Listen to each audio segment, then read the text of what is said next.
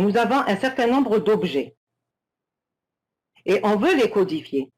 Alors, pour les codifier, on fait un choix par tranche. C'est-à-dire que, par exemple, ici, pour la bibliothèque, nous avons un certain nombre de livres. Alors, on va classifier ces livres en classes.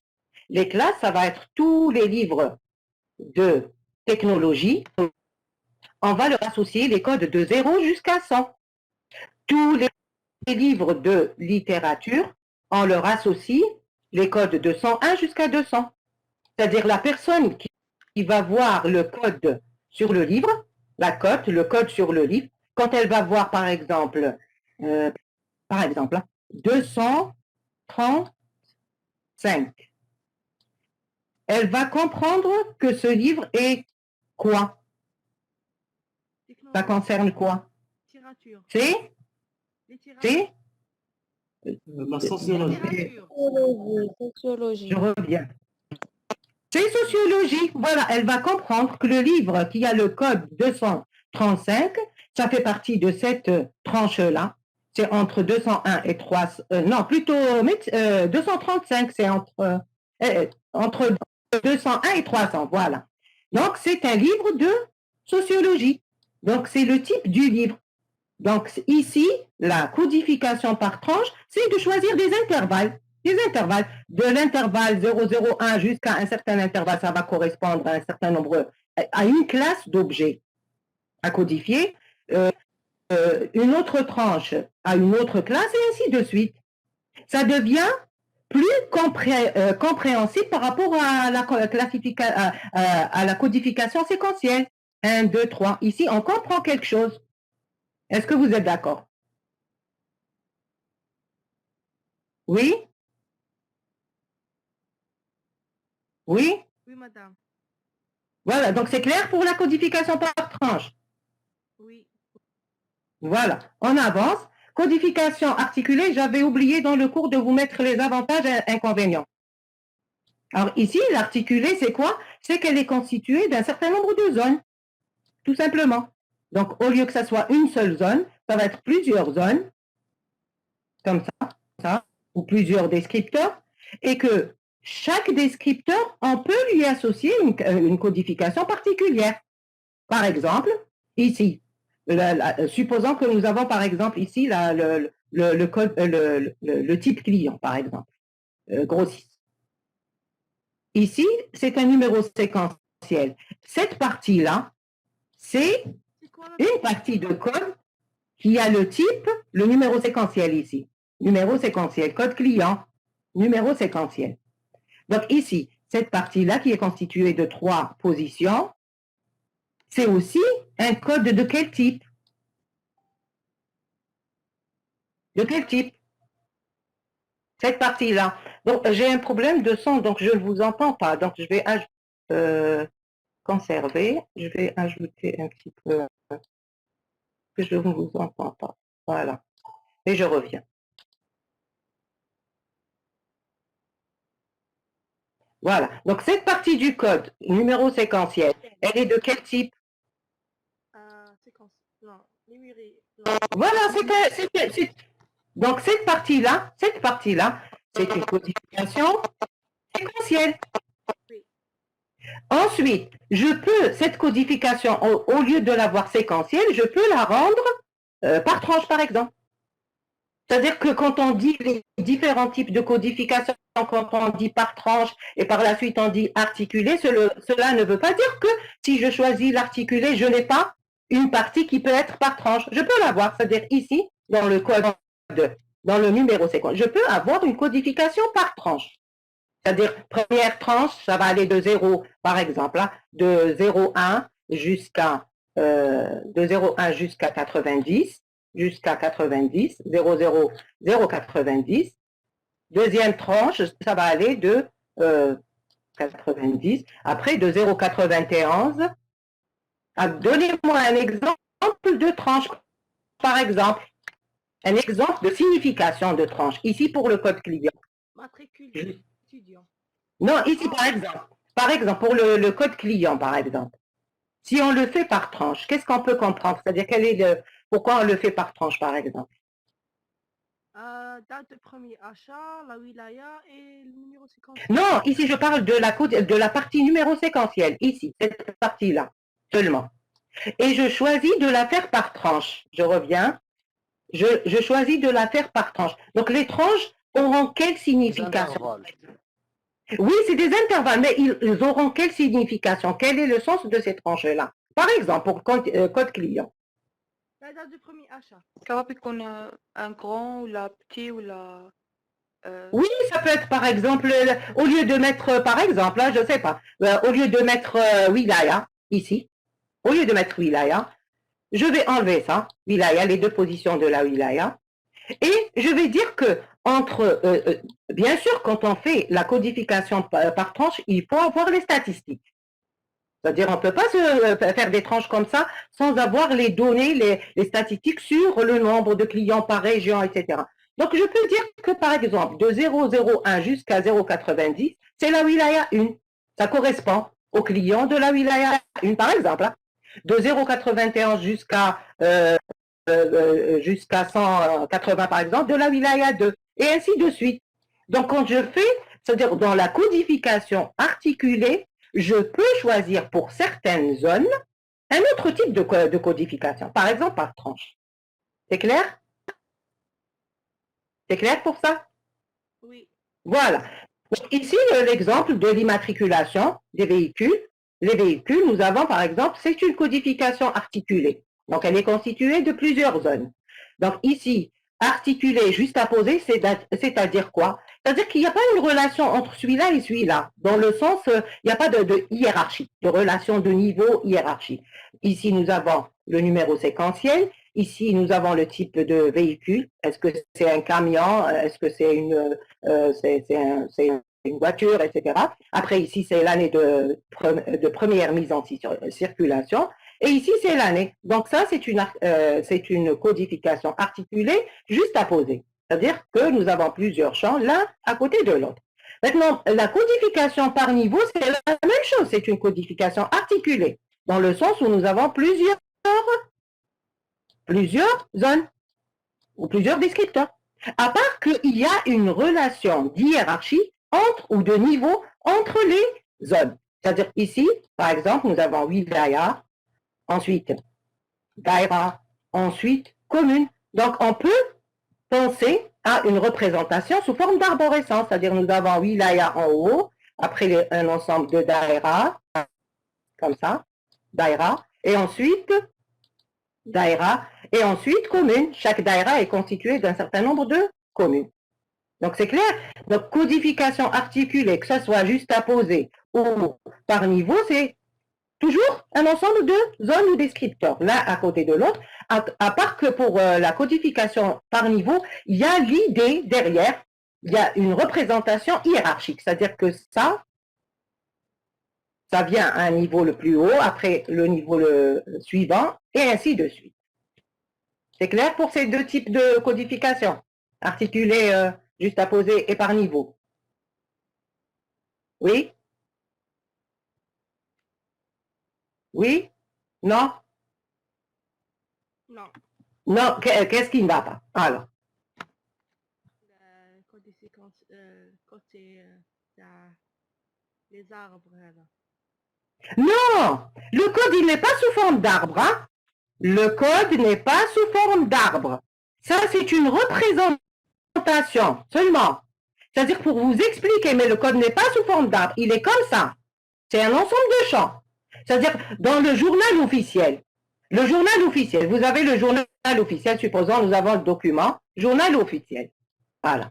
Vous allez trouver ici, comme ça, un petit code ici. Après, vous avez le texte. C'est un ensemble de lois. Vous êtes d'accord? Le journal officiel, c'est un ensemble de lois, etc., de règles, etc. Donc, vous allez trouver ici, par exemple, à côté du journal officiel, qu'est-ce que vous allez trouver? Vous allez trouver, par exemple, ici, regardez ici, parce que ce n'est pas visible. Conserver. Voilà. Voilà. Comme ça. J'ai éclaté. Je reviens. Voilà. Vous allez trouver ici Regardez, je vais écrire. Supposons. Numéro, vous allez trouver ici, hein, vous allez trouver par exemple 5, comme ça. 5. Après, vous allez trouver, supposons que le chapitre c'est de poser, vous allez trouver 13, 5, 13, comme ça, devant l'article, hein, devant ce qui est écrit, la loi ou peu importe. Et après, vous allez trouver article, par exemple, 0,5, comme ça. Que veut dire ce code? Que veut dire, je trouve 5, sachant que ce code est constitué d'une position pour la section, de 2 positions pour le chapitre et de 2 positions pour le numéro de l'article. Donc ici, nous avons c'est la 5e section, le chapitre 13, et après l'article numéro 5. Donc, dans le journal officiel, vous n'allez pas trouver une arborescence. Vous êtes d'accord? Oui. Pour le code. Vous allez trouver une suite de chiffres. Mais la personne qui a fait cette codification, elle comprend. Elle comprend que elle a au début une position pour le numéro de la section, elle a 2 positions pour le numéro du chapitre et elle a 2 positions pour le numéro de l'article. Tout simplement. C'est-à-dire, on peut le représenter, peut-être représenter sous forme d'arborescence. Mais en vérité, c'est une suite de champs. C'est un code constitué d'un certain nombre de caractères ou de positions. C'est clair? Oui. Voilà. Donc, on va avancer. Donc la différence entre les deux, C'est bien l'idée qui est derrière. C'est-à-dire ici, on ne peut pas représenter le numéro séquentiel, le type de véhicule, l'année de circulation, la wilaya sous forme d'arborescence. Il n'y a pas d'idée de niveau derrière. Est-ce que vous êtes d'accord? oui, donc l'ordre. Voilà, Entre les c'est des deux. niveaux. Alors que ici, pour le code postal, on comprend que c'est des niveaux. Est-ce que vous êtes d'accord pour le code postal? C'est par niveau? Oui. Oui, parce que on peut le représenter sous forme d'arborescence. Nous avons en haut la wilaya. Par la suite, la wilaya est constituée d'un certain nombre de daïras. Et la daïra, elle est constituée d'un certain nombre de communes. C'est dans ce sens. Mais la représentation, elle est la même. C'est-à-dire c'est une suite de caractères, une suite de champs, etc. ou de zones. Et chaque zone correspond à un certain nombre de positions. Et elle a bien sûr un certain sens. C'est clair? D'accord, merci madame. Voilà. Maintenant, pour les avantages, c'est toujours non ambigu. C'est-à-dire qu'on peut associer pour chaque code un objet, un et un seul objet. Elle permet les extensions, d'après vous? Est-ce qu'elle permet d'étendre le code? Comment? Est-ce qu'elle permet l'extension, l'articuler?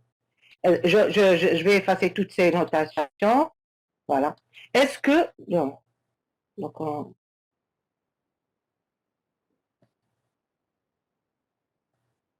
alors.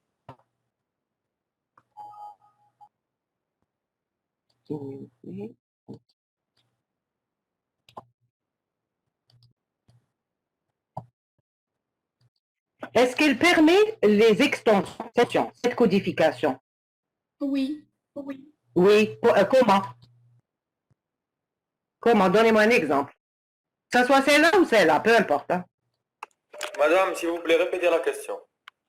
J'ai dit, est-ce que la codification articulée avec ces 2 types, hein, que ce soit juste à poser ou par niveau, est-ce qu'elle permet les extensions? Oui, on peut ajouter un autre zone. Le maximum. Oui, on peut aller ici, par exemple, ici, wilaya 16, si on ajoute des wilayas, on peut aller. D'autres wilayas, par exemple, nous avons normalement 58 wilayas. Maintenant, s'il y aura d'autres wilayas, je peux ajouter une autre wilaya et j'aurai d'autres codes, d'autres véhicules pour les autres wilayas. Donc, je peux étendre le code. C'est clair? Oui. Voilà. Est-ce qu'elle permet les insertions? Oui.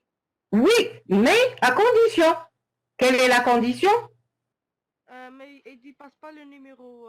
Voilà. C'est-à-dire ici, par exemple, pour le numéro séquentiel, nous avons combien de positions? Nous avons, ici, c'est 5 positions, par exemple. Voilà. Donc, ici, elle permet les insertions si le choix du nombre de positions est assez suffisant.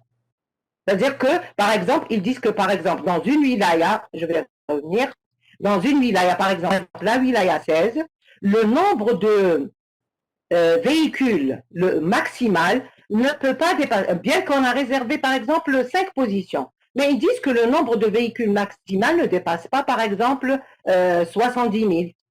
Voilà, dans la wilaya, 70 000, comme ça.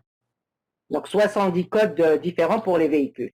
Donc, si j'aurais un jour 75 000 véhicules, je peux les insérer dans ce code-là. Vous êtes d'accord? Oui. Voilà, c'est dans ce sens. Maintenant, s'il réserve, par exemple, 4 positions seulement, supposons, 4 positions, et ils disent que le nombre, par exemple, c'est juste un exemple, ils disent que c'est-à-dire le nombre de véhicules dans la wilaya 16 ne dépasse pas 7 000. Mais à un moment donné, ils ont 10 000. Ils ont 10 000 véhicules. Donc là, il y aura un problème. Est-ce que vous êtes d'accord qu'il y aura un problème avec 10 000 pour 4 positions? Oui. Voilà. Donc on sera obligé de changer le code. Parce que le code était à 4 positions et on a atteint 10 000. Donc on doit avoir un code de 5 positions pour le numéro séquentiel. Donc on a changé le code. Et finalement, ce code-là, avec 4 positions, ne permet pas l'insertion. C'est clair? Oui. Voilà. Bien sûr, le contrôle, il est possible. Regardez ici, le dernier avantage. Contrôle possible. Vous êtes d'accord? Oui? كنديرو كوديفيكاسيون ارتيكولي نديفينيو لو ماكسيموم تاع شاك زون. Oui, bien sûr, oui, parce que le maximum, bien sûr, parce qu'on se base sur des statistiques et des études pour définir la longueur de chaque champ. On ne va pas spécifier comme ça la longueur comme ça arbitrairement. Il faudrait faire une étude statistique et voir le nombre maximal, et pas seulement le nombre maximal, hein, pas seulement le nombre, c'est-à-dire le nombre maximal à un moment donné, mais il faudrait voir l'évolution aussi dans le futur. C'est-à-dire, ils disent, par exemple, nous avons 4 000, par exemple, cette année, nous avons 4 000 véhicules, donc je ne vais pas réserver 4 positions. Je ne vais pas me satisfaire du nombre maximal ici. Nous avons 4 000 et ils vont nous dire que ça va aller jusqu'à 8 000 cette année. Je vais voir l'évolution dans le futur. C'est-à-dire, comment ça évolue? C'est-à-dire, entre, je ne sais pas, entre 2006, par exemple, hein, entre 2006 et 2021. Chaque année, comment ça évolue? L'étude statistique va me donner, entre 2006 et 2007, il y a une augmentation de 10% par exemple, en nombre de véhicules. S'il y a une augmentation de 10%, donc je vais voir dans quelques années, ça va atteindre quel chiffre. Et à partir de là, je vais définir la longueur du code. Vous êtes d'accord? Est-ce que c'est clair? Oui? Oui, c'est clair. Voilà. Donc ici, le code contrôlable, que veut dire? Pour l'articuler, il est contrôlable. Les contrôles sont possibles. On peut le modifier comme on veut à base d'études. On peut? Le modifier à base d'études. Je ne vous entends pas. Attendez, je vais conserver. Je Madame, vais vous avez dit modifier la base des études. modifier la base des études, c'est-à-dire code contrôlable. C'est-à-dire le contrôle, il est possible. C'est-à-dire, on peut faire du contrôle, tout simplement. On peut faire le contrôle. J'ai Madame, pas compris comment on peut faire le Oui. contrôle. C'est-à-dire quoi? Quelle étude d'accord? Alors, que veut dire quoi? Est-ce que le contrôle veut dire quoi? Il veut dire tout simplement, je vais effacer toutes ces notations parce que c'est illisible. Je vais effacer tout ça. Alors, on va voir comment faire le contrôle. Ici, supposons que nous avons le code véhicule. Et je vais mettre ici 9 dans la zone réservée au type véhicule. Je mets 9, par exemple. Et supposons que après étude, les gens qui travaillent dans les matricules, etc., ils nous ont donné les informations. Ils nous ont dit, par exemple, un veut dire, par exemple, un veut dire véhicule léger, une voiture. 2 veut dire camion. 3 veut dire bus, par exemple. 4 veut dire fourgon, par exemple, etc. Et 5 veut dire autre chose. Et ça s'arrête là. Ça s'arrête là, à 5. Il y a 5 types de véhicules possibles. Et on trouve 9 ici. Cela veut dire que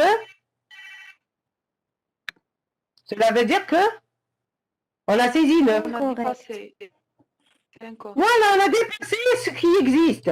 Et donc là, est-ce que j'ai pu contrôler la personne qui a fait la saisie? Hein? Elle a saisi 9 ou bien elle a trouvé sur le papier ou sur le document, elle a trouvé 9, comme ça, elle a trouvé 9. Et quand elle saisit, soit elle le voit, automatiquement elle voit que 9, non, c'est illogique, il n'y a pas de type, un type égal à 9.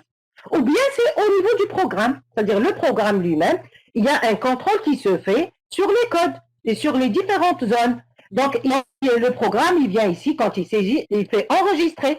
Quand il va faire enregistrer, avant d'enregistrer au niveau de la base, il va faire un petit contrôle, un programme de contrôle, il va tester toutes les zones, et ici, il va trouver 9, donc il va sortir une erreur. Erreur, il ne va pas insérer dans la base.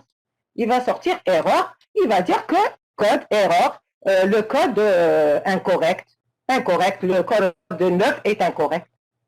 La personne qui va saisir, elle va se rendre compte, oui, effectivement, il n'y a pas le type 9, donc il y a une erreur sur le papier de documents qui nous ont ramené, par exemple.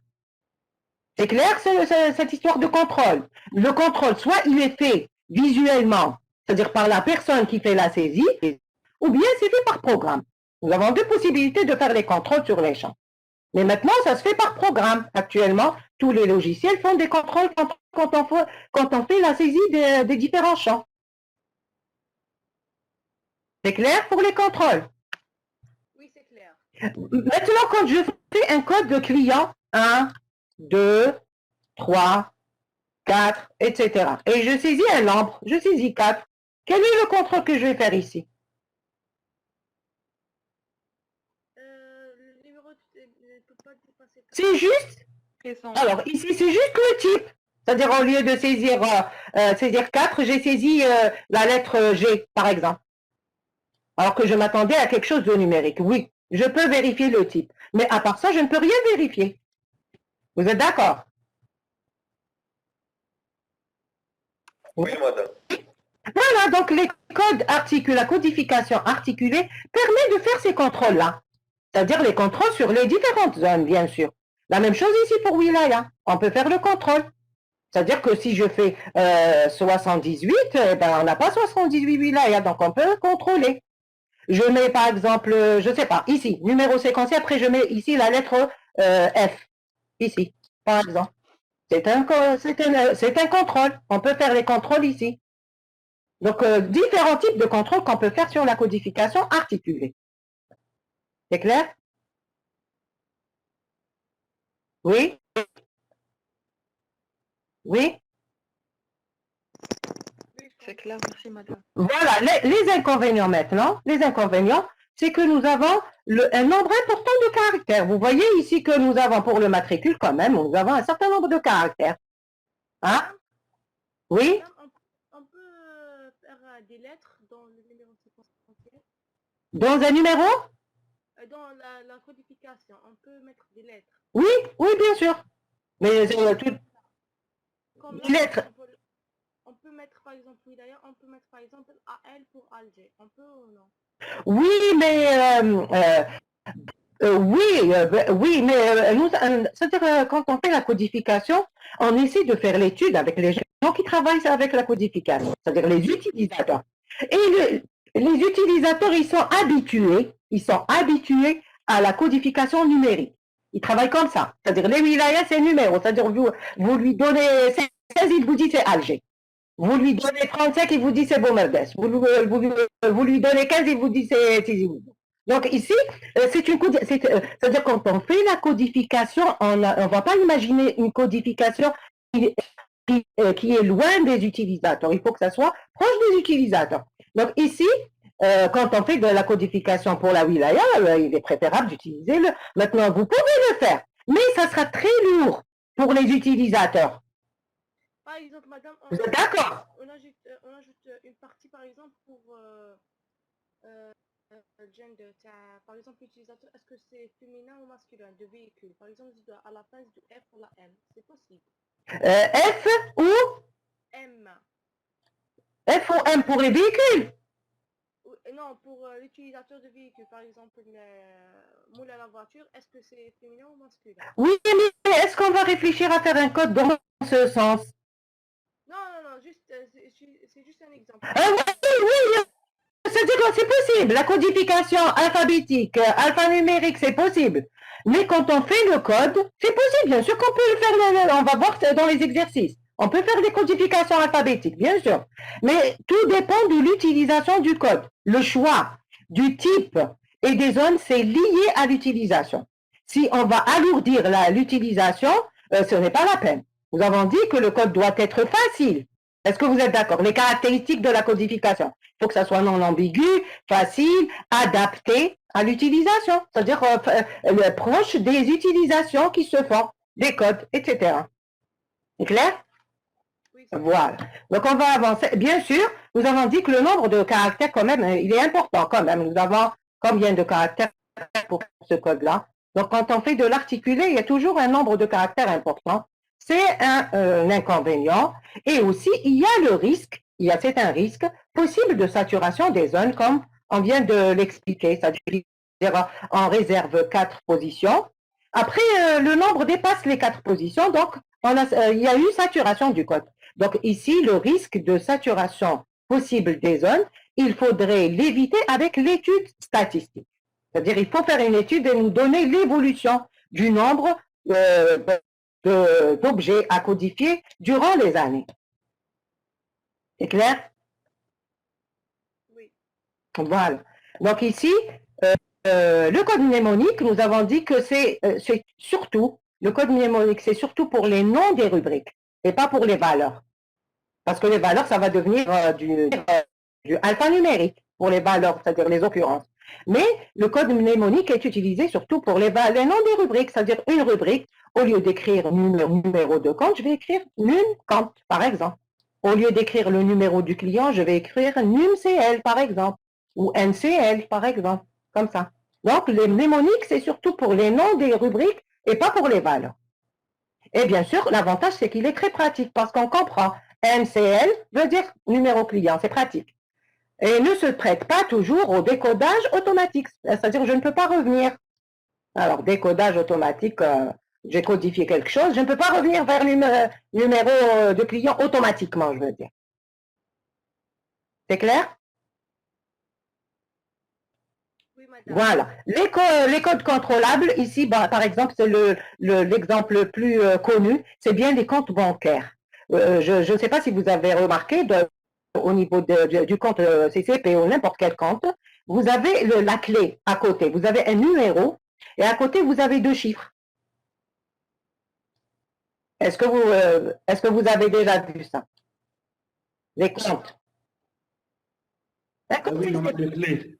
Voilà, il y a une partie dans le code, il y a une partie dans le code bancaire ou CCP, peu importe. Il y a par exemple, 2 lettres ici, qu'on appelle clé. Cette clé, elle est obtenue par une certaine fonction. Une fonction, nous avons ici le code, par exemple, nous avons le code constitué d'un certain nombre de chiffres. Et après, cette fonction, c'est par exemple la somme de tout ça divisé par un nombre, par exemple. Hein. Et je trouve cette clé-là. Donc ici, quand la personne saisit un compte, donc ici, s'il y aura, c'est-à-dire entre le code saisi et la clé n'est pas obtenue à travers la fonction qui doit être connue, cela veut dire qu'il y a un problème au niveau du code. Donc, c'est une clé de contrôle du numéro du code. C'est clair pour ça? Madame, Oui? oui, c'est clair. Voilà. Donc, on avance. Bien sûr, nous avons dit que le choix d'une codification, il faut faire de l'étude, il faut s'approcher des utilisateurs. Donc ici, il faut faire des études statistiques, s'approcher des utilisateurs. Donc si les utilisateurs, par exemple, vous allez faire la codification au niveau d'une entreprise et ils vous disent que nous, on n'a pas encore de système d'information automatisé, on n'a pas encore les programmes, mais manuellement, nous avons sur nos fiches, par exemple, il y a un code. Vous, quand vous faites l'étude, vous voyez que ce code, il est bien. Pourquoi le changer? Il est bien, il permet de faire la codification et il répond aux critères. Donc, vous pouvez choisir la codification qui existe déjà. Vous n'êtes pas obligé de changer. Vous changez sauf s'il y a un problème dans la codification existante. C'est clair? C'est clair pour ça? Voilà. Maintenant, on arrive au contrôle et nous avons dit que pour les contrôles, nous avons deux types. Nous avons les contrôles directs et nous avons les contrôles indirects. Les contrôles directs, c'est que, bien sûr, ces contrôles-là, c'est surtout pour l'articulé. Hein.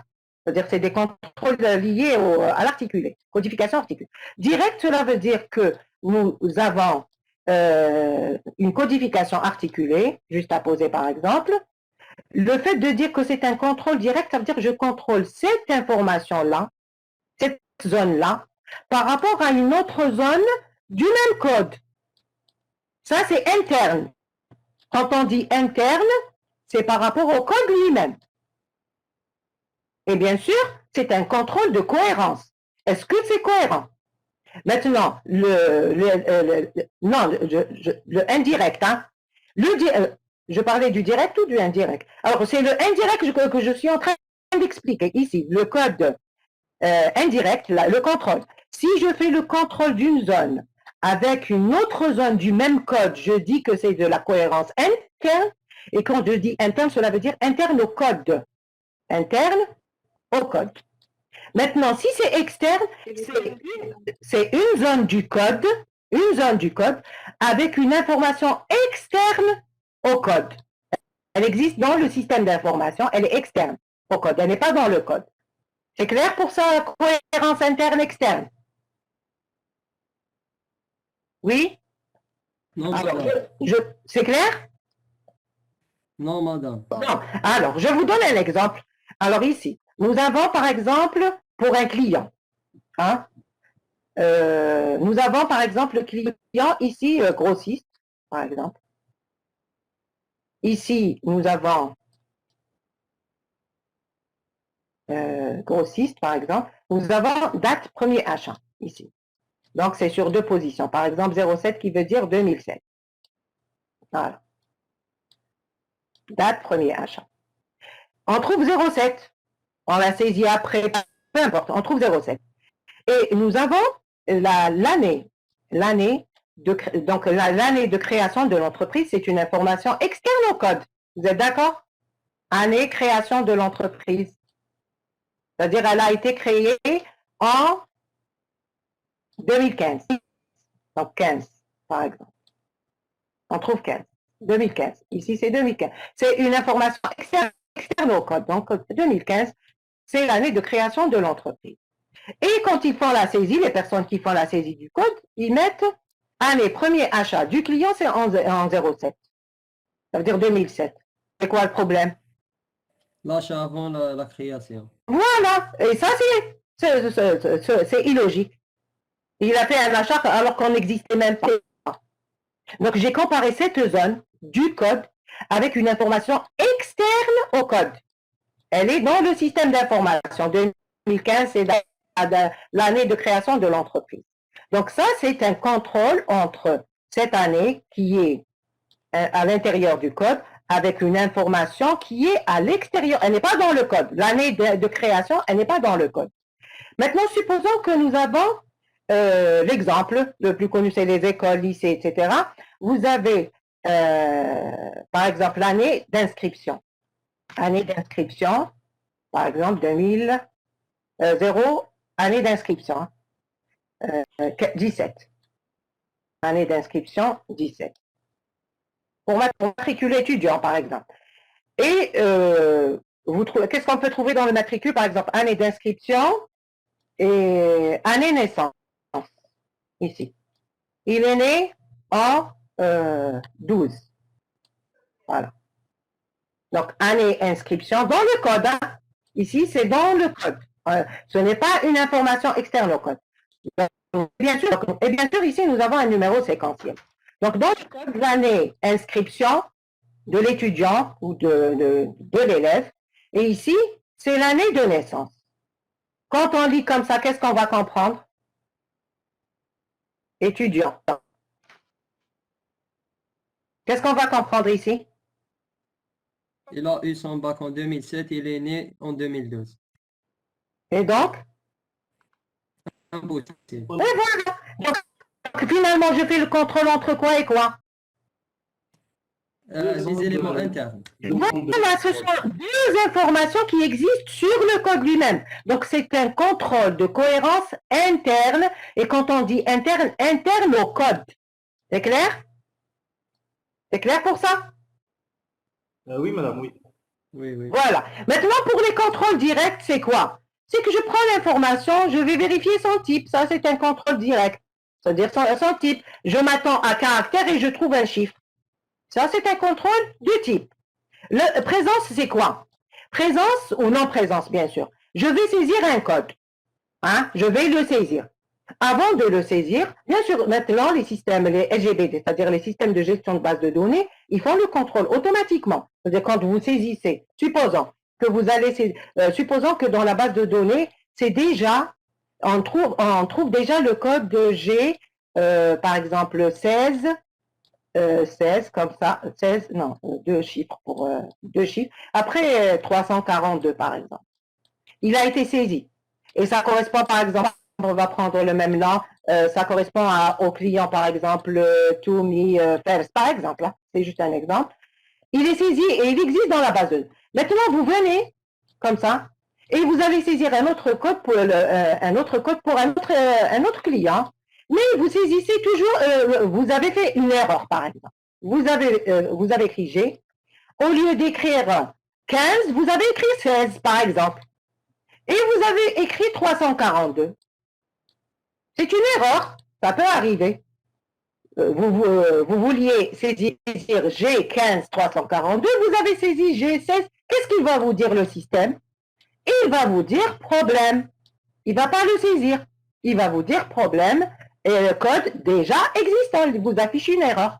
Donc le système, qu'est-ce qu'il a fait ici? Il a fait un contrôle de présence. Est-ce que le code existe ou pas? C'est-à-dire, je ne vais pas saisir deux codes pour deux clients différents avec le même code.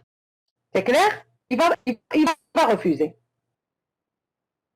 Avant, on le faisait manuellement, mais maintenant, les SGBD, ils le font. C'est-à-dire, ils font le contrôle. C'est-à-dire, quand vous saisissez, il vous dit, hop, le code existait là. Il vous affiche l'erreur.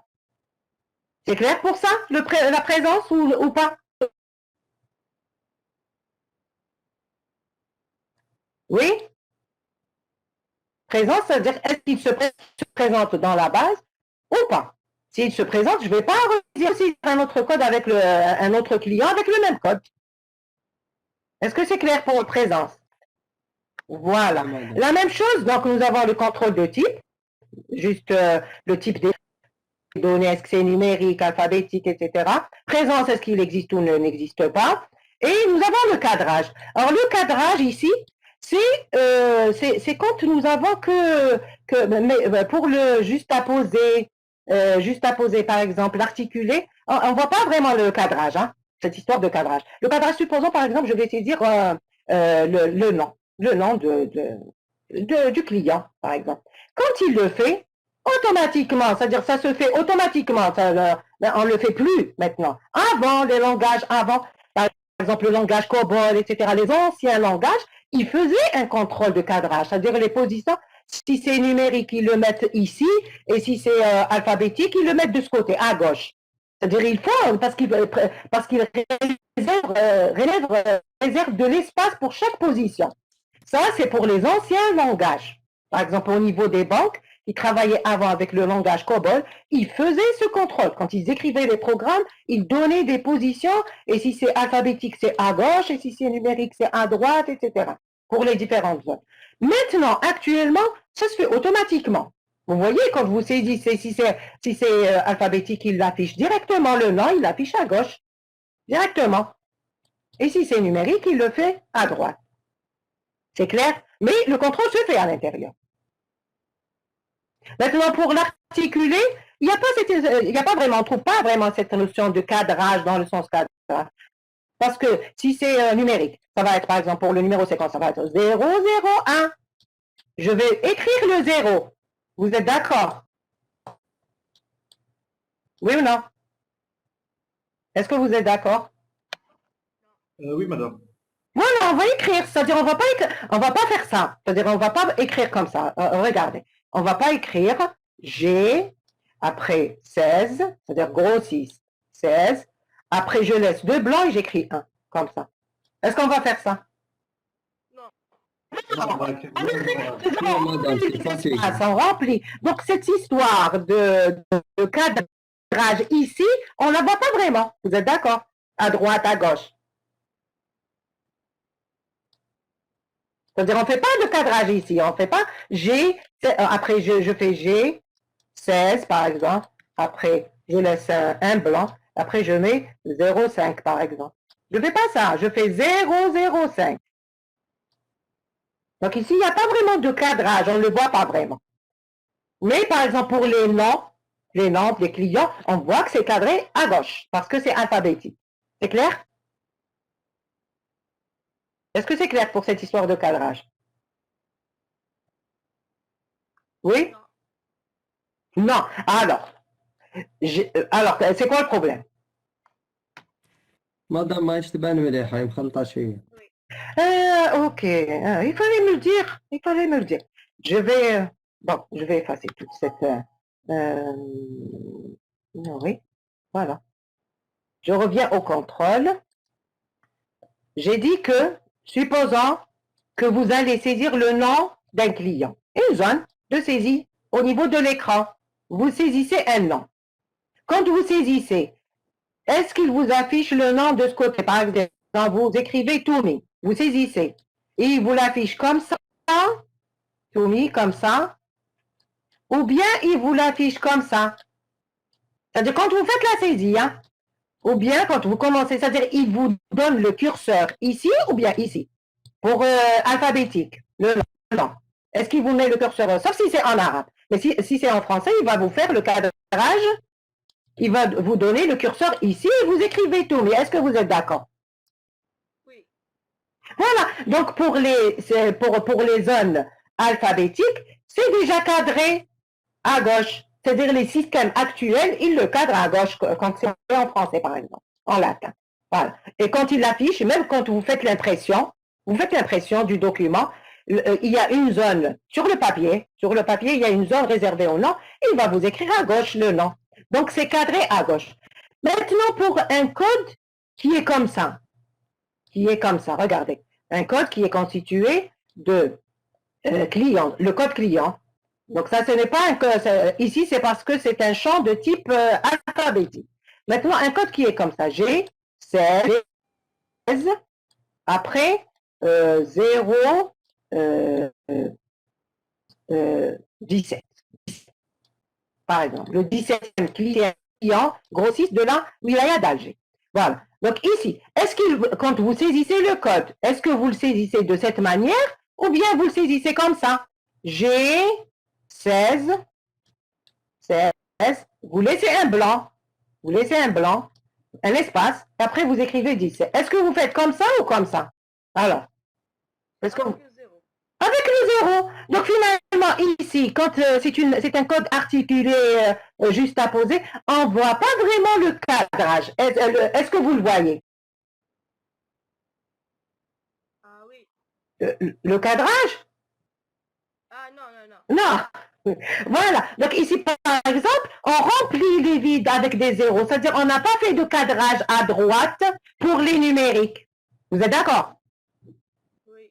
Voilà, c'est dans ce sens. C'est-à-dire que finalement, c'est pour ça que quand on dit, on fait cadrage ici, مدام ولو كان تكون لا زون ديجا بور pardon je n'ai pas entendu, ça se coupe.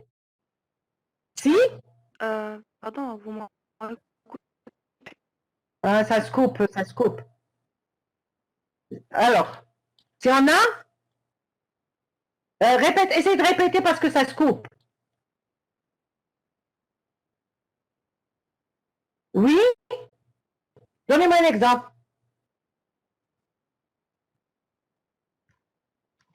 Oh, je vois le chat. Alors, essayez de répéter. Je pense qu'il y a un problème. Ah. Alors, est-ce que vous avez entendu? Parce que ça se coupe chez moi, j'ai pas pu...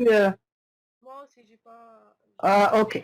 Donc, on va essayer d'avancer, sinon, si ça s'arrange, elle me pose la question. Donc, ici, bien sûr, on va... c'est pour ça qu'on le cite. Bon, le contrôle type, le contrôle de... Le type, le cadrage et présence, bien sûr. Voilà. Mais le cadrage, c'est pas dans tous les cas, c'est-à-dire que ça se fait automatiquement pour le cadrage maintenant. Surtout pour les codes comme ça qui est juste à poser. Maintenant, pour les contrôles indirects et indirects, nous avons deux types. Nous avons dit c'est cohérence interne et externe. Donc, on va avancer.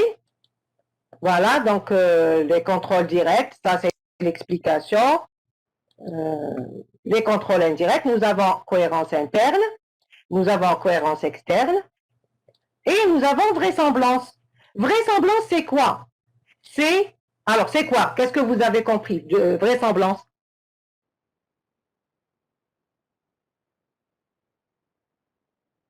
Le contrôle de vraisemblance. On fait la comparaison avec la base de données. Avec? Si elle est possible ou non? Oui, c'est-à-dire, est-ce que ça appartient, tout simplement, vraisemblance, est-ce que ça appartient à l'intervalle des valeurs définies pour la zone? Tout simplement. C'est l'intervalle de... Bien sûr, ça peut être un intervalle en valeur, ça peut être un ensemble de valeurs. L'essentiel, ça appartient à cet intervalle-là ou cet ensemble-là. Tout simplement. C'est-à-dire les valeurs possibles. Ici, c'est les valeurs possibles qu'on peut avoir. Donc ici, par exemple, pour wilaya, pour par exemple le code wilaya, ça va aller de 0, 1 jusqu'à... maintenant, nous avons, en principe, nous avons 58 wilayas. Donc ça va aller de 0, 1 jusqu'à 58. Si je trouve 59, c'est faux. Il y a un problème. L'intervalle des wilayas, ça va aller de 0, 1 jusqu'à... Bien sûr, ici, c'est un intervalle, donc je vais comme ça, virgule, jusqu'à 58, au point. Voilà. Donc ici, ça sort de l'intervalle. Si je mets 59, ça sort de l'intervalle. Et donc, n'est pas vraisemblable, ça n'existe pas. Parce que ça a une relation avec la réalité. 59, ça n'existe pas. C'est clair? Oui? مدام Oui? مدام vraisemblance هذه تكون نقدروا نخدموا بها غير في لاسيزي C'est-à-dire? الكونترول اللي يكون غير في لاسيزي. Bon, alors cette histoire de contrôle, je vais expliquer quand est-ce que ça se fait. Soit ça se fait par la personne elle-même, c'est-à-dire la personne elle-même qui fait la saisie, elle regarde et elle voit que le contrôle, ça c'est faux. Donc ça c'est manuel, c'est visuel. Donc elle va corriger avant de saisir. Ça c'est un contrôle. Elle a pu faire le contrôle parce qu'elle a, la personne qui fait la saisie, elle a la structure du code, elle a l'habitude de faire la saisie des codes. Donc quand elle voit un code qui est invraisemblable, elle va dire non, ça c'est un code erroné, elle va même pas le saisir. Ça c'est un premier niveau de contrôle. Un autre niveau, des personnes qui n'ont pas l'habitude de travailler, donc elles commencent à saisir comme ça, elles n'ont pas l'expérience, etc. Et c'est prévu dans le programme de faire ce contrôle. Donc on fait le contrôle au niveau de la saisie. Ça, c'est un deuxième niveau de contrôle. C'est-à-dire, au moment de la saisie, la personne, quand elle fait la saisie, une fois qu'elle fait enregistrer, elle clique sur le bouton enregistrer ou save, etc., le programme va lui afficher une erreur. Donc, on a fait un contrôle au moment de la saisie. Ou bien, une autre possibilité, c'est qu'on avait déjà des contrôles saisis, mais qui n'étaient pas des codes saisis. mais qui n'était pas contrôlé. Donc, qu'est-ce qu'on peut faire? Après saisie, on écrit un programme de contrôle et on va venir, ce programme-là, il va contrôler les codes saisis et il va afficher des erreurs. Il va voir que, voilà, pour ce code-là, il est erroné. Est-ce que vous voyez? Donc, cette histoire de contrôle, soit vous le faites manuellement, visuellement, par la personne qui va faire la saisie avant de saisir, soit elle est faite au moment de la saisie, soit elle est faite par la suite. C'est-à-dire, en 2015, je vous donne un exemple. En 2015, ils ont fait la saisie de tous les clients, par exemple, qu'ils avaient. Mais ils n'avaient pas le programme de contrôle, donc ils ont fait la saisie, et quand ils ont fait la saisie, ils ont enregistré même des codes erronés, qui contiennent des erreurs. Mais en 2021, ils ont développé, l'entreprise a développé, elle a amélioré son système d'information, et elle a développé une application qui permet de faire le contrôle sur les fichiers existants. Donc, elle peut le faire. Elle peut écrire un programme qui contrôle les fichiers existants. Et elle va afficher les erreurs au niveau des codes erronés, par exemple. Est-ce que c'est clair pour cette histoire d'opération de contrôle? Elle peut se faire avant, en cours, après. Tout dépend. C'est clair? مدام Oui? مدام لو كانت تكون لا زون تيب تاعها كاركتير وحنا نكتبو بالالفابيتيك تكون ايرور. La zone caractère. C'est ça, de type caractère. وي Et vous saisissez alphabétique. Et c'est caractère alphabétique. Oui. دونك سي با ايرور. Je n'ai pas compris la question. Je n'ai pas. Vous avez déclaré la zone de type char, c'est ça? مدام il y a pas un contrôle de type. Si. Si, j'ai dit qu'il y a un contrôle de type. Avant, ici. Où est-ce que je vais expliquer? Ici, contrôle direct. Contrôle direct. Nous avons le contrôle de type. Nous avons le contrôle de présence. Et nous avons le contrôle de cadrage. Ça, c'est au début, le contrôle de type, avant d'aller vers les contrôles indirects. Ici, les contrôles directs. Oui? Si la zone est type alphabétique, et Oui. est-ce qu'on les remplit avec des zéros ou bien avec quoi? Si la zone est alphabétique. Le type. Oui. Oui. Ensuite. Et il y en a des vides entre... Bon, la zone alphabétique, c'est-à-dire par programmation, ça va devenir de type chat ou varcha, c'est ça? De type chat, c'est ça? Alphabétique. Oui. Voilà. Et vous saisissez des blancs. On a un code Oui. et il peut faire des types alphabétiques, par exemple. Oui, un code qui contient une partie alphabétique. Oui. Oui. Oui. Ensuite? Il y en a des vides entre eux, entre les cases. Donne-moi un exemple. Donne-moi un exemple. Alors, donne-moi un exemple. On ne peut pas avoir des vides, c'est-à-dire, comme ça, comment un vide? Nous avons des zones et chaque zone, nous avons un certain nombre de positions. Et les positions, elles doivent avoir des valeurs. Donc, nous avons un contrôle, même si ça passe au niveau contrôle de type, mais quand on vient au contrôle de vraisemblance, ça va déclarer une erreur, ça va afficher une erreur. C'est-à-dire, par exemple, contrôle de type. Nous avons une zone de 2 caractères, de 2 positions alphabétiques. Par exemple, AS. Par exemple, là. Hein? AS, ça c'est un exemple. Donc, c'est un code sur 2 positions de type alphabétique. Ensuite, la personne, au lieu de saisir AS, elle a saisi A blanc, par exemple. A, et après blanc. Blanc. Hop, je reviens. A, blanc. Elle a laissé la deuxième position. Donc, alphabétique, le contrôle direct. Est-ce que ça passe?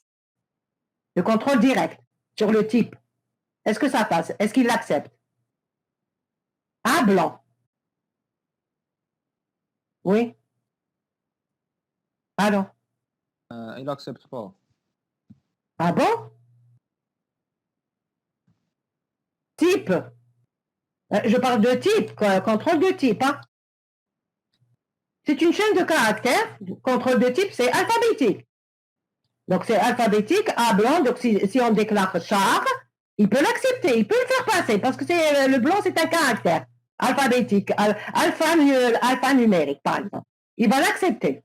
Sauf si je limite. Maintenant, quand il va venir vraisemblance, au niveau de vraisemblance, qu'est-ce qu'on a écrit? Nous avons dit que c'est l'intervalle ou l'ensemble. Qu'est-ce qu'on a écrit? Qu'est-ce qu'on va écrire? Vraisemblance. Par exemple, si c'est alphabétique pour les deux positions.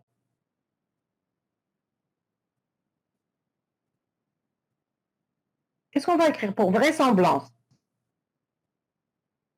C'est une chaîne de caractères.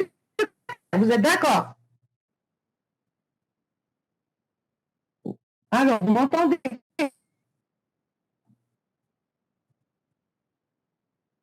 Oui, non?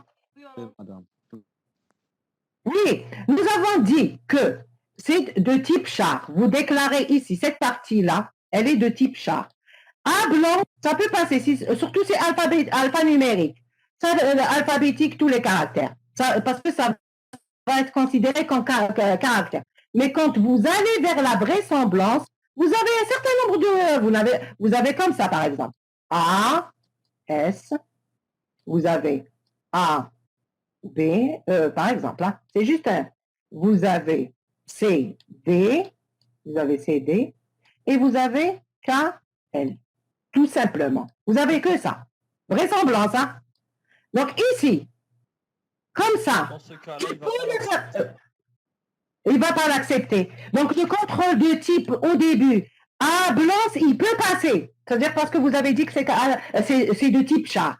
Ça peut passer. Le type char, caractère. Et le blanc, c'est aussi un caractère. Hein? Le blanc, c'est un caractère. Mais quand vous allez vers vraisemblance, non, il ne va pas le refuser parce que vous avez un intervalle ou bien un ensemble de possibles. Donc, si vous mettez A blanc, il ne va pas l'accepter, il va refuser. C'est clair? Donc, c'est pour ça qu'on sépare entre le contrôle de type et le contrôle de vraisemblance. Le contrôle de type, c'est le type, c'est-à-dire qu'il est déclaré. Est-ce que c'est char? Est-ce que c'est numérique? Maintenant, si vous mettez numérique, par exemple, vous mettez numérique et vous écrivez G. Vous déclarez la zone numérique et vous mettez G. Au niveau du type, il va le refuser. Est-ce que vous êtes d'accord? Oui? C'est-à-dire que vous déclarez la zone de type numérique. La zone, ici, 2 caractères de type numérique. Vous la déclarez. Et après, vous écrivez G, ici. Et après, vous écrivez, par exemple, 1. Au moment, madame, notre problème. Et voilà, il va refuser. Mais ici, on a refusé, c'est au moment du contrôle du type. Donc, c'est au moment du contrôle direct, déjà. Ça a été refusé. On ne va même pas aller vers le vraisemblance. C'est clair? Maintenant, supposons que la zone est numérique. Hein? Elle est numérique. Et j'écris 11. Par exemple, est-ce que ça passe, oui ou non? Numérique, j'écris 11. Contrôle de type, est-ce que ça passe? Oui? Oui. Voilà. Mais quand je vais aller vers vraisemblance, contrôle de vraisemblance, c'est un autre contrôle que je fais. J'ai déjà défini les valeurs possibles de ce champ-là. J'ai dit que pour vraisemblance, j'ai défini que cette zone-là, par exemple, on va l'appeler, je ne sais pas, wilaya, etc., ça va aller de 0,1 à 5, par exemple, 0,5. Elle porte les valeurs de 1 jusqu'à 5, par exemple. C'est juste un exemple. Et non, pour 2 positions. Supposons que ça va aller de 1, ici par exemple, j'ai mis 19. C'est juste comme exemple. Hein. Et ici, je vais aller jusqu'à 11. Voilà, comme ça.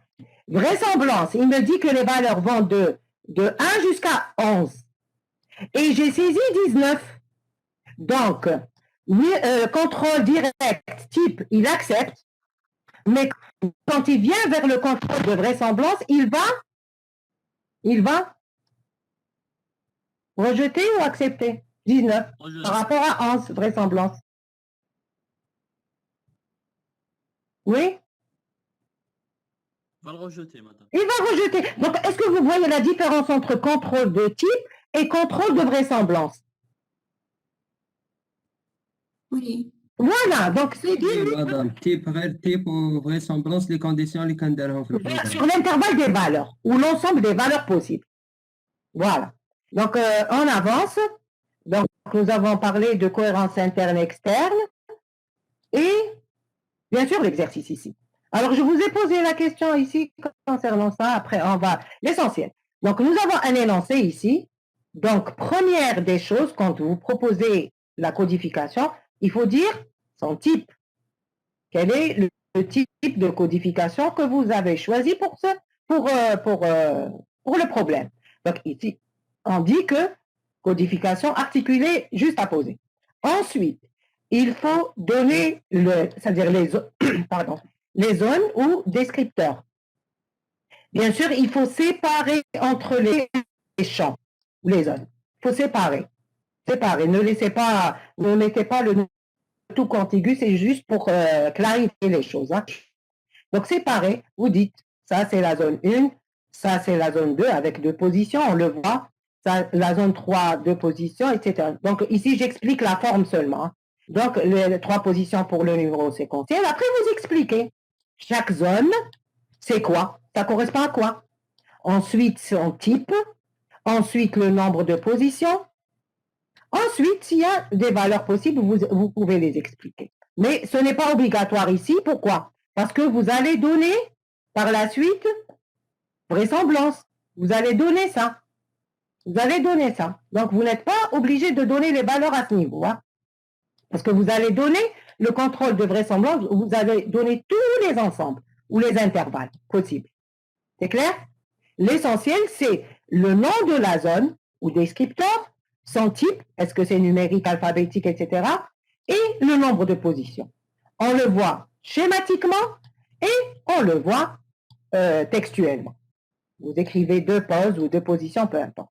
Donc, vous expliquez de cette manière. Donc, ici, j'explique surtout la forme. Hein. Après, quand vous donnez des exemples, vous donnez votre exemple. Donc, ici, nous avons, maintenant, on va lire l'énoncé. Ici, nous avons une école maternelle qui dispose d'une capacité de 150 enfants. Et elle reçoit chaque année 50 nouveaux enfants qui arrivent à l'âge de 3 ans. Ils quittent l'école maternelle à l'âge de 6 ans pour entamer l'école fondamentale et après pour constituer le fichier automatique informatique d'identification des enfants. L'école souhaite adopter une codification qui doit respecter les critères suivants. Donc, les critères qu'on doit retrouver dans le code. Pérennité, durabilité du code. Cela veut dire quoi? C'est-à-dire, que veut dire pérennité du code? Si les valeurs changent. Madame, combien il dure? Oui? Combien il dure? Oui.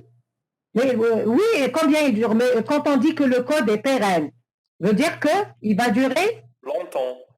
longtemps. Donc, quand je fais la codification, il ne faut pas que chaque année, je vais changer la codification. Ce n'est pas intéressant. C'est-à-dire qu'il faut que ça dure des années. Donc, c'est ça la pérennité, durabilité du code. Il dure longtemps. Détermination de l'âge en nombre d'années et de mois.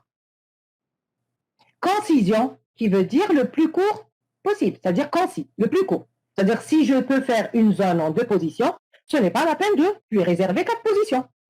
Si les 2 positions sont suffisantes pour codifier, ce n'est pas la peine d'avoir plus de positions. Et bien sûr, ils nous disent qu'on suppose que la répartition des enfants suivant l'âge et le genre est équitable, etc. Il y a un mot qui manque ici. C'est-à-dire que c'est la même répartition. Proposer une codification. Donc ici, nous avons proposé cette codification. Voilà. Qu'est-ce qui se passe? Voilà. Proposer une codification. Donc ici, nous avons la condition déterminer l'âge en nombre d'années et de mois. Donc, puisqu'ils nous ont dit qu'on doit retrouver l'âge de l'élève ou de l'enfant. Donc, je suis obligée. Est-ce qu'on peut mettre, par exemple, une zone ici, au lieu de mettre comme ça, par exemple, ici, l'année de naissance, ici, l'année de naissance, Z3, c'est pour l'année de naissance, Z4, c'est pour le numéro, non, c'est pour le mois de naissance. Au lieu de mettre ça, je mets une zone et je mets l'âge, par exemple. L'enfant, par exemple, il a 4 ans. Est-ce que je peux faire ça? Madame, si on fait par exemple l'âge, Non, madame. Non, pourquoi? الماتريكول اللي ماشي دايره. Il devient instable. C'est instable parce qu'à chaque fois, je serai obligée de changer son code. Il passe à l'année 5, donc quand il aura l'année prochaine 5 ans, je serai obligée de changer son code. Et le code ne doit pas changer, doit être inchangeable. Vous êtes d'accord? Donc, je ne peux pas mettre l'âge comme ça, parce que je serai obligée à chaque fois de le changer. Donc, quelle est la solution pour avoir l'âge de l'enfant sans changer à chaque fois? C'est bien de mettre son mois de naissance et son année de naissance. C'est clair? Ça, c'est pour l'âge. Donc, c'est pour l'âge. Maintenant, pourquoi on a mis, par exemple, pour le mois, c'est clair que c'est 2 positions. Mais pourquoi on a mis, par exemple, l'année sur 2 positions?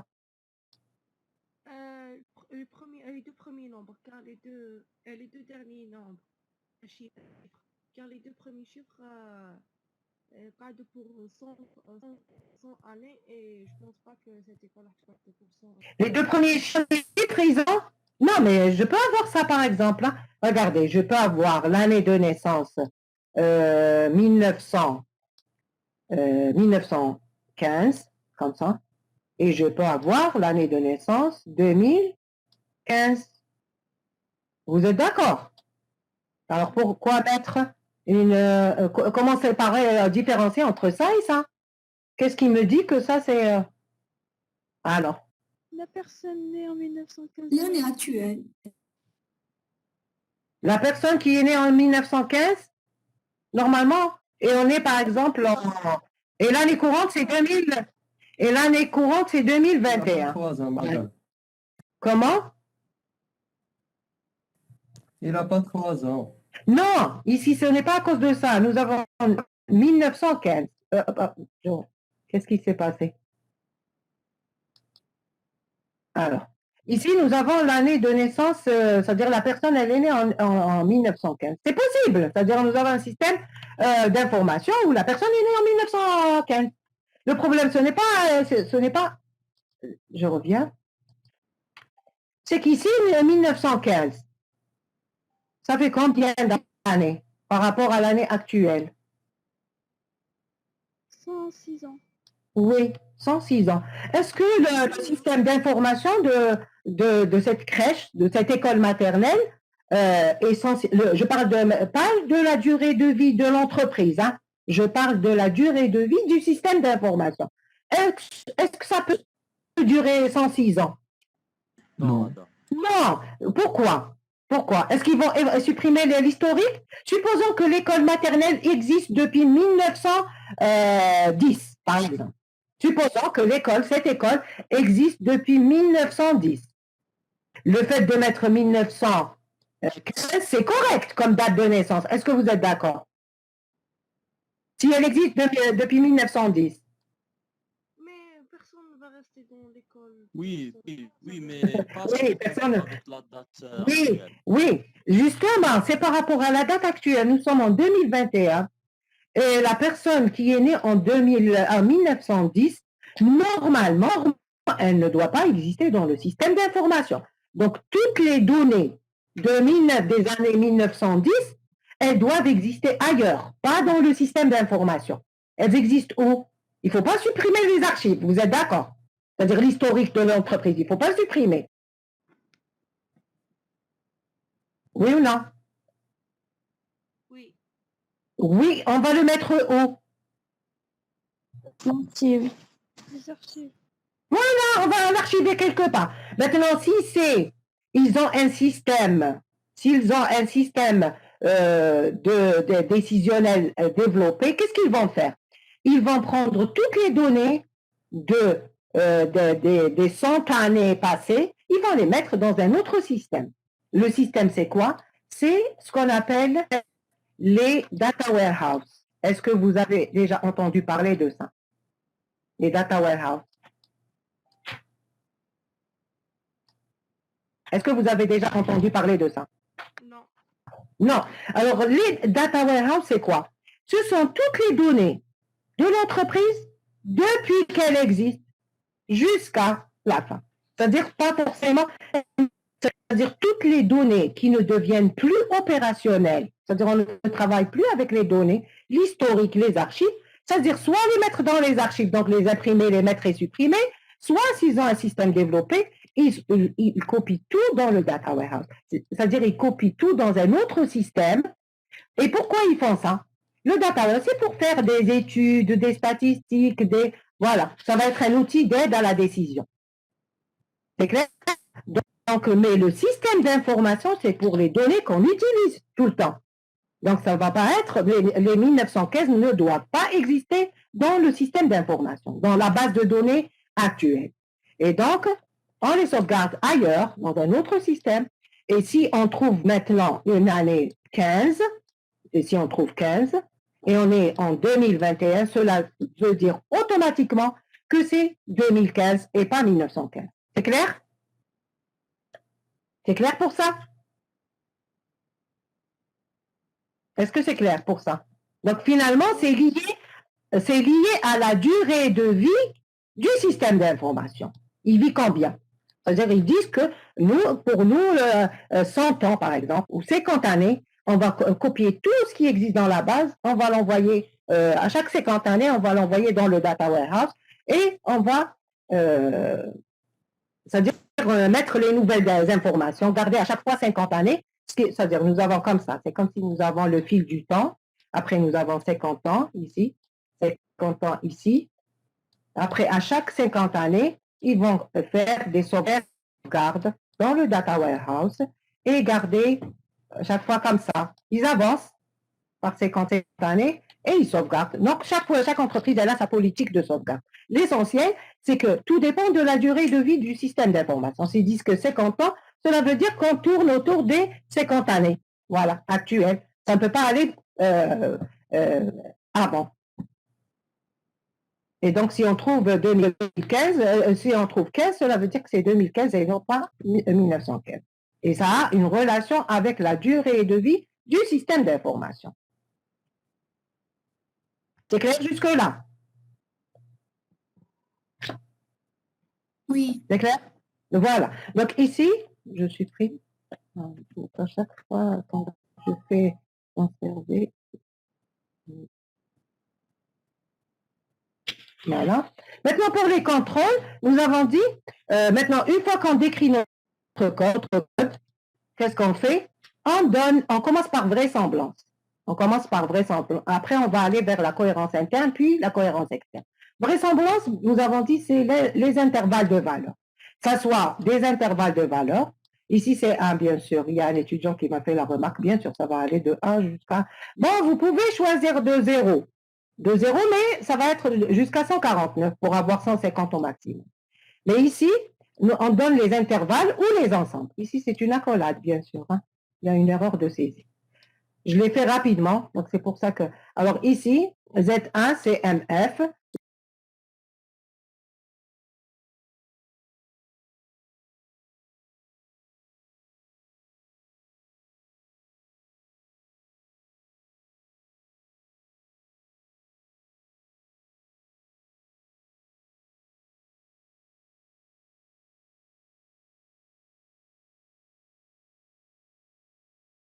On le trouve dans les autres informations au niveau de la base de données. C'est-à-dire que quand on a une base de données, c'est quoi en vérité? C'est un ensemble de tables, par exemple. Par exemple, la table client, fichier, voilà. Le client ici. Voilà. Nous avons le fichier client. Je trouve ici un code. Je trouve ici le nom du client. Je trouve le prénom. Je trouve l'adresse, par exemple. Donc ça, c'est la base au niveau de la base. Hein. Donc ici, c'est un code client. Code client, ici c'est son nom, ici son prénom, ici son adresse. Voilà. Je trouve ici le code, nous avons dit, le code, on fait un choix sur la codification qu'on fait.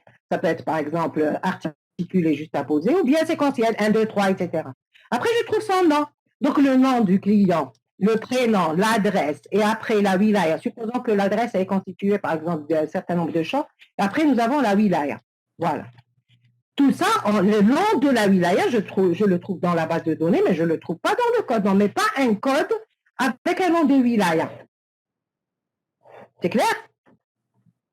مدام دونك هو يتستي بيناتهم. Oui, ben, c'est-à-dire ici, on ne met pas de code, ben, c'est pas intéressant. Ce n'est pas intéressant de mettre un code avec un nom de wilaya. Je mets le code de numéro ici. Donc ici, si c'était, par exemple, avec le nom de wilaya, si c'était, par exemple, bien que ce n'est pas pratique comme code, ce n'est pas adaptable. Mais si c'était, donc est-ce que vous allez choisir tous les noms? Tous les noms, par exemple. Comment? Vous m'excusez. Est-ce que vous allez choisir tout le nom? C'est-à-dire pas de position, tout le nom. Eh bien, vous serez obligé de mettre comme ça, bien que ce n'est pas pratique. Hein. Vous serez obligé de mettre code wilaya, ça va être comme ça, un ensemble. Ça va être Alger, comme ça, Alger. Alors là, je n'arrive pas à écrire. L'essentiel, vous allez donner tous les noms. C'est un ensemble de noms de wilaya. Donc, Alger, virgule, Tipaza, virgule, vous commencez Adalar, hein, toute la liste, etc. Vous donnez tous les noms des wilayas, puisque vous les intégrez dans le code. Bien que ce n'est pas pratique. Hein. Vous voyez, donc l'ensemble, c'est-à-dire vraisemblance, ça va donner, vous allez donner tous les noms possibles. C'est clair? Oui. Est-ce que c'est clair? Oui, madame. Voilà, mais on ne le fait pas. On ne le fait pas, on ne fait pas comme ça. C'est-à-dire, on ne met pas le nom de la wilaya dans le code. On le met dans la base de données. Bien sûr, on aura par la suite les wilayas. On met par exemple, au niveau de la base de données, on aura par exemple une autre table, la table wilaya. Et une table wilaya, après, on trouvera Adrar, c'est 1, 0, 1. Ensuite, la deuxième, c'est laquelle? Ainsi de suite. Après, Alger, 16, etc. Et vous aurez une table concernant les wilayas au niveau de la base. Hein. Et pourquoi vous allez mettre ça?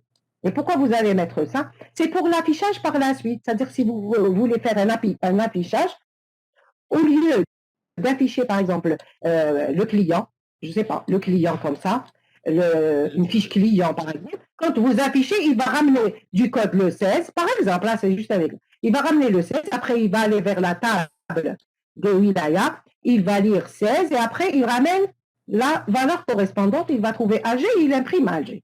C'est clair? Mais dans le code, on ne fait pas ça. C'est-à-dire, on ne donne pas les noms, etc. comme code. Hein. On essaie d'avoir le code le plus court. Et le plus court, c'est 2 positions numériques au lieu de... nous avons des wilayas avec combien de... Par exemple, el-Bouakhi, c'est combien de caractères? C'est long comme code, hein, el-Bouakhi. C'est clair? Oui, madame. Voilà. Maintenant, ça c'est la vraisemblance. Donc c'est l'ensemble des valeurs possibles. Ça peut être un ensemble, ça peut être un intervalle. Voilà. On vient vers la cohérence interne. Je vais aller à mon code. Bien sûr, interne, ça veut dire je vais vérifier la cohérence de chaque zone par rapport aux autres. Chaque zone, je vais voir est-ce qu'il y a un problème de cohérence avec les autres. Pour chaque zone, je vais vérifier. Donc ici, quelles sont les zones qui peuvent poser un problème de cohérence? Ce n'est pas cohérent. Alors ici, c'est bien l'année. Ah, qu'est-ce qui se passe? Qu'est-ce qui se passe? L'année, pardon, un instant.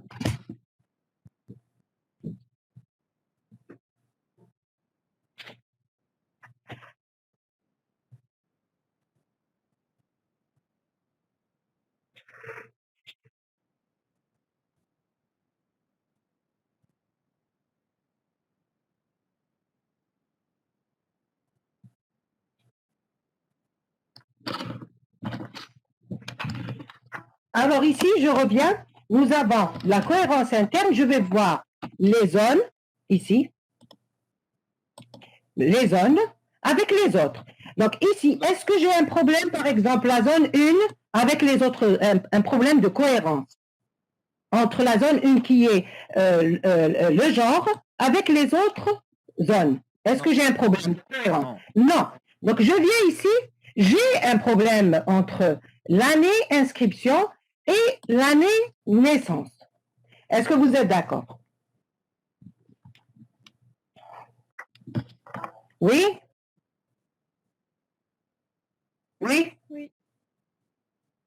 Un problème de cohérence. Entre l'année inscription, supposons qu'on va mettre, alors, année inscription, on va mettre 0, année inscription. On va mettre 09, qui veut dire 2009. Et on va mettre naissance 08.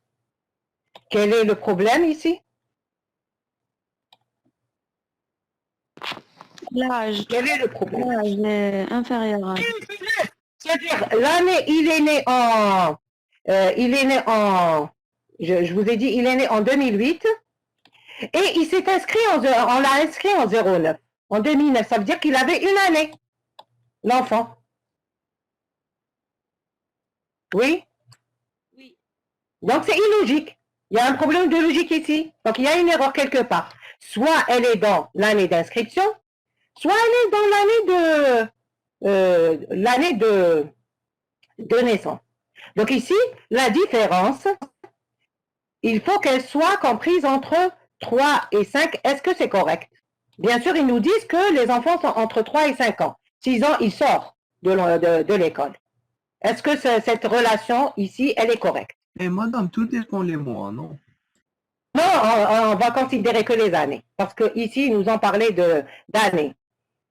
Il n'y a pas l'idée de mois. Hein? Ah, vous voulez parler de mois de naissance? Oui, madame. Ah oui, bon, si on va aller en détail, on peut détailler. Oui, on peut détailler. Mais ici, on va se restreindre à l'année. D'accord, madame, merci. Voilà. Parce que si on va aller vers les mois, oui, on fera d'autres contrôles. On fera d'autres contrôles.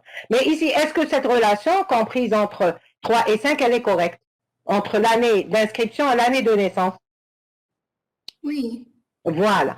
Maintenant, on vient à la cohérence externe.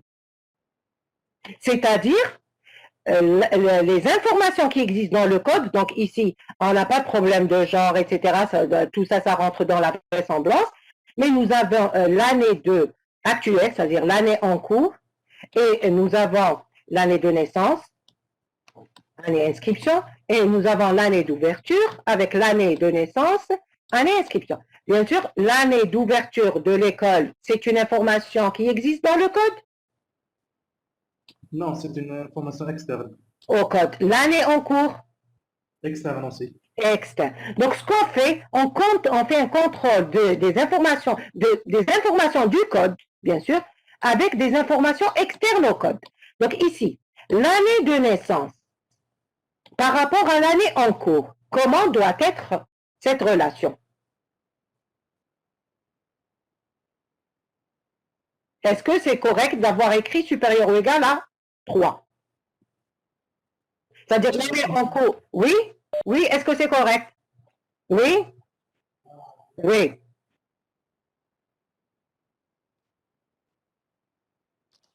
Ah, ben, je ne sais pas, hein, je suis en train d'expliquer si c'est clair, c'est pas la peine de faire cet exo en avance. Est-ce que c'est clair? Oui, c'est clair. Ah, ok, alors on avance. Madame, c'est pas une erreur. C'est l'heure. Oui, je sais, mais si vous comprenez, attendez, si vous comprenez un exercice bien, le sens de tous ces contrôles-là, vous pourrez faire n'importe quel exercice. Voilà. Donc, on va avancer dans ce cas-là. On va commencer. Comment? Madame, on a un cours de calcul. Maintenant. Et on fera une autre séance dans ce cas-là. Vous me trouvez une autre séance pour le TD. C'est clair? Ah, j'ai compris, France. OK. Donc, est-ce que cette relation est correcte? Supérieure ou égale à 3? Oui, puisque... Oui, madame. Oui. On vient ici. On vient ici. Année ouverture de l'école. Vous allez trouver ce problème avec le... Oui? Madame, pour le premier contrôle, année Oui. actuelle ou année de naissance, il faut Oui. qu'elle soit aussi inférieure à 5. Alors, année actuelle. Donnez-moi un exemple. Est-ce que... C'est-à-dire compris... C'est-à-dire, ça va être comme ça. Comprise entre 3 et 5. Oui, Alors, année actuelle, année naissance. Pourquoi? Pourquoi? parce que s'il est plus grand, il a plus de 6 ans, il ne peut pas rejoindre l'école. Oui, mais nous avons dit que ces contrôles-là, ces contrôles, Soit ils se font au moment de l'inscription, soit ils se font manuellement, soit ils se font après. C'est-à-dire c'est possible qu'on fait la saisie, il est né en 2003, il est né en 2003 comme ça, et l'année actuelle, oui, مدام لو كود ما نقدروش نبدلوه مي لي كونترول نقدروا نبدلوهم. c'est-à-dire qu'on changeait le contrôle, c'est-à-dire مدام par exemple avec le temps par exemple نبدلوا لي كونترول par exemple هذيك تاع inférieur à 5 نديروها inférieur à 7. 7, Oui. 7, c'est-à-dire oui, mais explique-moi pourquoi on le fait. مدام par exemple زعما ايكول يوليو يقبلوا لي زيتيد لي Oui, parce que ces contrôles-là, finalement, c'est quoi? D'après vous, c'est quoi ces contrôles? C'est quoi? C'est au niveau du programme. Il y a des conditions dans l'algorithme. C'est dans les conditions de l'algorithme. Donc, si je change les règles de gestion, je peux changer, oui, bien sûr. Oui, on peut améliorer, changer, modifier, etc. C'est un programme et on le fait d'ailleurs dans les entreprises. On change des fois au niveau des traitements. Oui, on le fait.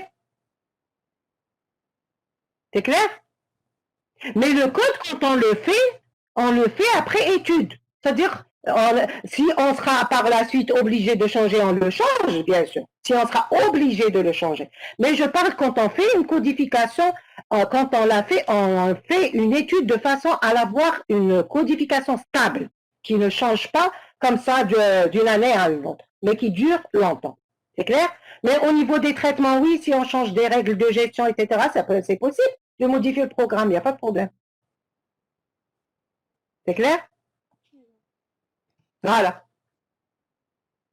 Maintenant, ici, l'année ouverture, vous m'avez dit, est-ce que c'est... donc ici, le contrôle ne se fait pas forcément à la saisie. Ça peut être un contrôle qui se fait par la suite. Après, enregistrement et saisie, etc. Donc, si c'est à la saisie, il ne va pas l'accepter, la saisie, s'il y a une erreur. Mais si on le fait après, on peut le trouver dans la base et après on fait un contrôle. Ici, année ouverture école par rapport à année naissance. Ici. C'est pas Est-ce que c'est correct. correct? Alors, vous m'expliquez ici et après on termine avec cet exercice. L'année naissance, moi l'année ouverture. Oui. L'année ouverture, année naissance. Quel est le problème? Pourquoi ici on écrit supérieur ou égal à 3? C'est un intervalle ouvert, donc on peut avoir par exemple 50 ans. C'est-à-dire, est-ce qu'on peut contrôler de cette manière? C'est-à-dire, une entreprise qui a été créée, non, je veux dire une école, c'est-à-dire un enfant qui est né en 2003, qui est né en 2000. L'ordre. C'est-à-dire, supposons qu'un enfant est né en 2003. Et l'année d'ouverture, c'est 2015.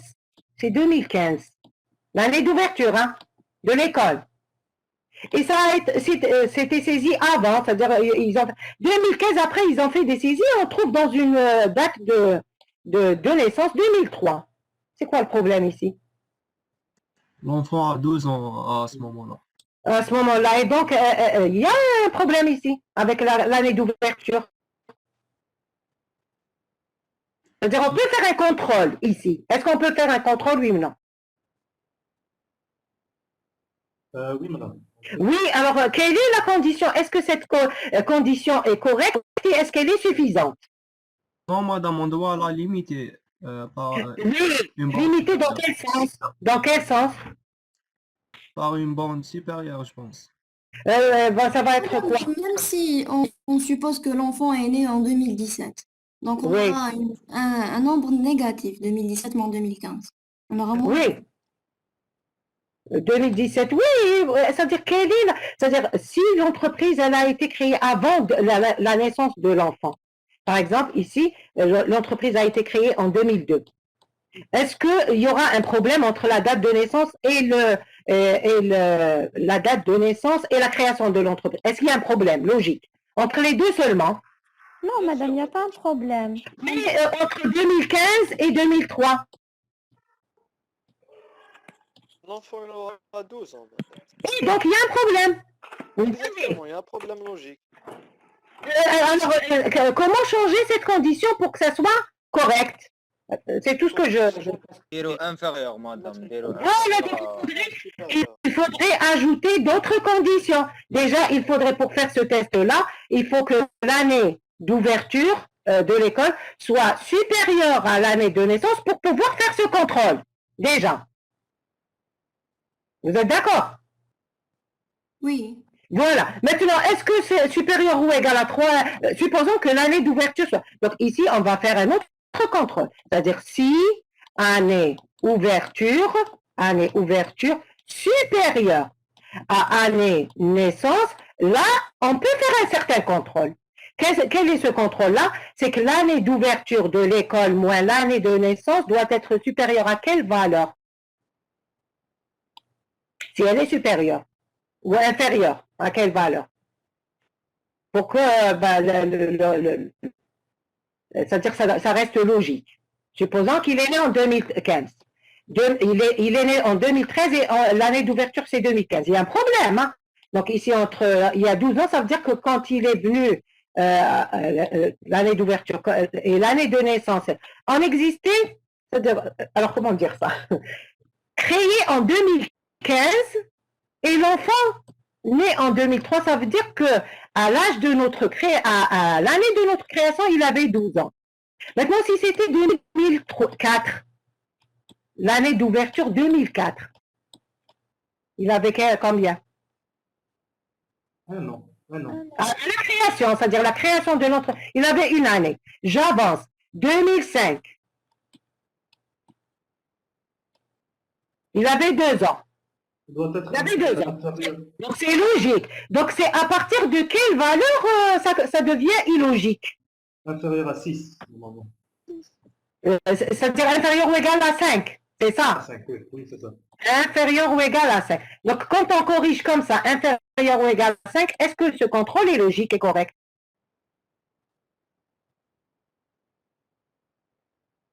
Inférieur ou égal à 5. pas correct. Normalement, il devient correct, oui, madame. Il devient correct. Bien sûr, on ne regarde pas d'autres informations. On ne regarde que l'année de naissance et l'année de création. On ne regarde pas les autres informations. Ni l'année en cours. Ici, on est entre année de naissance et année de création. Donc, ça doit être la différence. Bien sûr, année d'ouverture, soit elle est supérieure à année de naissance. Parce que si c'est inférieur, ça ne pose pas de problème. Mais si c'est supérieur, il faut que ça soit, la différence soit... Inférieur ou égal à 5, je pense. Voilà, c'est inférieur ou égal à 5 pour que ça devienne correct. C'est clair? Oui, pour moi, c'est Oui. Vérifiez. Est-ce que c'est compris pour les tranches ici? Oui. C'est clair pour les tranches? Pourquoi on a fait les tranches? Et on a supprimé, c'est-à-dire ici, on a gardé le genre de l'enfant, après on a supprimé une position. On a supprimé non, ça c'est la troisième solution. Ici, ce n'est plus visible. Ici, donc on aura besoin d'une autre séance pour les TD. Hein. Donc ici, on a supprimé la position pour le genre et on a mis ici codification par tranche. Donc si je trouve un code qui est compris entre 001 et 075, cela veut dire que c'est un garçon et entre cet intervalle, c'est une fille. Donc j'ai gagné une position. C'est clair pour ça? Oui, c'est clair. Et la troisième, c'est clair? On aura des problèmes. Alors, quel est le problème qui sera posé? Peut-être les filles connaissent moins que 50 et les garçons Non, on s'est basé sur l'énoncé. Ils nous ont dit dans l'énoncé, on suppose que la répartition des enfants suivant l'âge ou le genre est équitable. Il y a un mot qui manque ici. C'est-à-dire, c'est selon l'énoncé. Ils nous ont dit que le nombre de garçons est le même que le nombre de filles. Donc, on ne va pas supposer que... On ne peut pas rajouter d'autres élèves.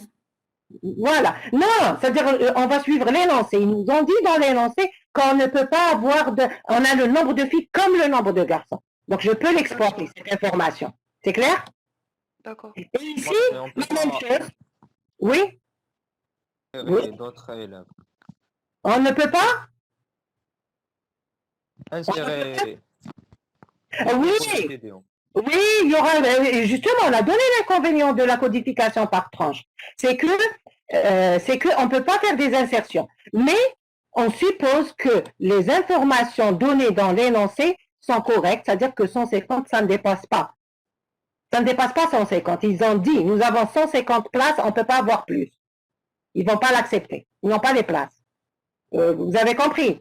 C'est-à-dire que selon l'énoncé. C'est clair? Oui, c'est clair. Oui, Mais s'ils ont plus, c'est normal qu'il y aura un problème d'insertion pour la codification par tranche. Oui, oui. Et maintenant, pour la dernière possibilité, solution, est-ce que c'est clair aussi? oui, c'est clair, oui. Voilà. Donc ici, on a compris cet exercice. Oui? Oui. Voilà. Donc, ce qu'on va faire, vous allez me proposer une autre séance parce que ce n'est pas suffisant. Donc, une autre séance pour l'été.